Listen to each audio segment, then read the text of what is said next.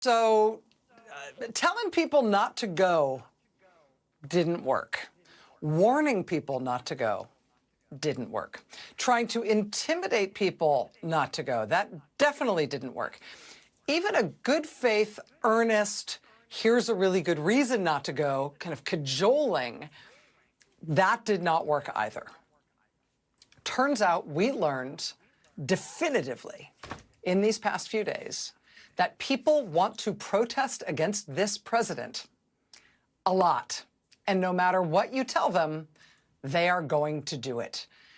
And a lot of people have been wrong about that, including me. I sat here last week, all earnest and serious, telling you, as if it was true, that there definitely was going to be no protest in Washington, D.C. this weekend, that protesters would be everywhere else in the country, but they definitely wouldn't be in Washington, D.C. Boy, I was wrong. The No Kings protest organizers had, in fact, said no, they were not going to protest in Washington. They were going to protest everywhere else but there. But plenty of people protested there in very large numbers.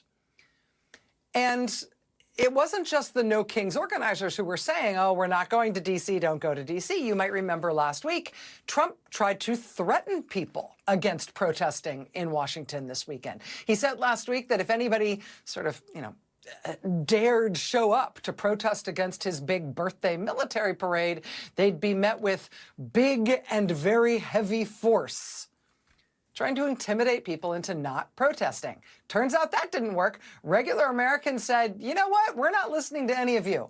We're Americans and we have the right to protest, and that comes from our Constitution and not from any of you. And so get out of the way. We don't care. We're protesting.